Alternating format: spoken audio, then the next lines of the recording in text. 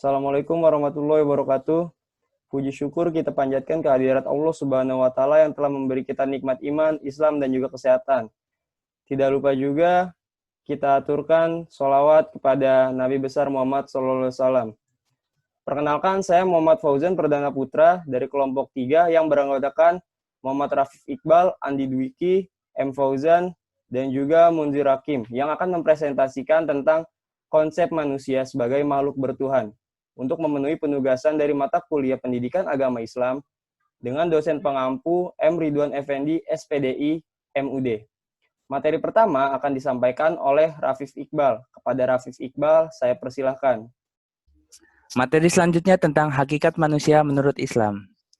Manusia adalah salah satu makhluk ciptaan Allah Subhanahu wa taala yang memiliki peranan penting dalam kehidupan di muka bumi. Manusia juga dipandang sebagai makhluk yang paling tinggi derajatnya dibandingkan makhluk Allah Subhanahu wa taala yang lain. Bahkan Allah menyuruh para malaikat untuk bersujud kepada Adam alaihissalam. Adam alaihissalam adalah ciptaan Allah yang pertama yang diciptakan dari tanah liat.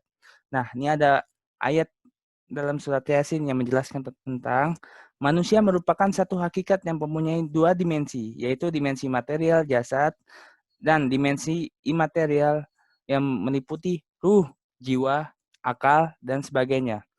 Unsur jasad akan hancur dengan kematian, sedangkan unsur jiwa akan tetap bangkit dan kembali pada hari kiamat. Materi selanjutnya akan dijelaskan oleh Fauzan Pradana. Ya, terima kasih kepada Iqbal. Selanjutnya adalah hakikat Tuhan menurut Islam. Dalam konsep Islam, Tuhan disebut Allah dan diyakini sebagai zat maha tinggi yang nyata dan esa, pencipta yang maha kuat dan maha tahu, yang abadi, penentu takdir, dan hakim bagi semesta alam. Islam menitikberatkan konseptualisasi Tuhan sebagai yang tunggal dan maha kuasa atau tauhid. Di sini ada ayat dari surat Al-Ikhlas yang artinya, katakanlah Muhammad, dialah Allah yang maha esa. Lalu Tuhan dalam Islam tidak hanya maha agung dan maha kuasa, namun juga Tuhan yang personal. Menurut Al-Quran, dia lebih dekat pada manusia daripada urat nadi manusia.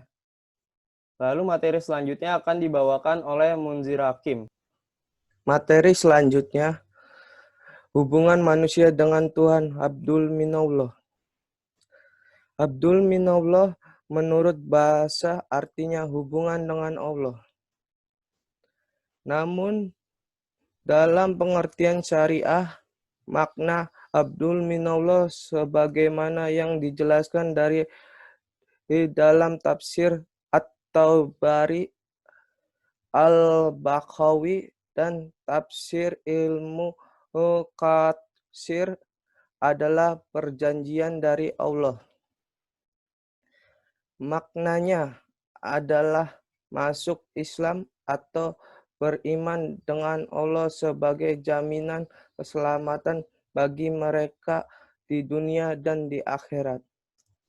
Materi selanjutnya akan dibawakan oleh Andi Dwiki. Imam Ghazali pernah ditanya mengenai ubudiyah. Ia menjawab, ubudiyah adalah kumpulan dari 3 hal, yaitu pertama, menunaikan perintah syariat, yang kedua, rela dengan ketentuan dan takdir serta pembagian rezeki dari Allah Subhanahu wa taala. Yang ketiga, meninggalkan kehendak nafsunya untuk mencari keridhaan Allah Subhanahu wa taala. Ibadah adalah tujuan penciptaan manusia oleh Allah Subhanahu wa taala. Seperti yang dijelaskan pada Quran surat Az-Zariyat ayat 56 dan yang berbunyi, wa ma khalaqtul jinna wal insa illa liya'budun, yang artinya, dan aku tidak menciptakan jin dan manusia melainkan supaya mereka mengabdi kepadaku. Dan ada pula ayat selanjutnya yaitu dari Quran surat Al-Bayyinah ayat kelima, wa ma umiru illa liya'budullaha mukhlishina lahuddina hunafa wa yuqimunas salata wa yu'tunaz zakata wa zalikad dinul qayyimah, yang artinya, padahal mereka tidak disuruh kecuali supaya menyembah Allah dengan memurnikan ketaatan kepadanya dalam menjalankan agama yang lurus, dan supaya mereka mendirikan sholat dan menunaikan zakat. Dan yang demikian itulah agama yang lurus. Ya, selanjutnya saya kembalikan kepada Saudara Fauzan. Terima kasih kepada Saudara Dwiki. Ya, kita langsung masuk saja ke kesimpulan. Jadi, konsep manusia sebagai makhluk bertuhan adalah makhluk yang tidak bisa lepas dari aturan dan pantauan Allah Subhanahu wa taala.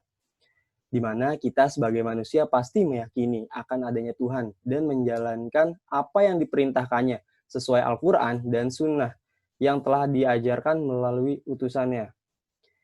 Ya, kurang lebih seperti inilah presentasi dari kelompok kami. Jika ada kekurangan dan kesalahan kata, mohon dimaafkan. Wassalamualaikum warahmatullahi wabarakatuh.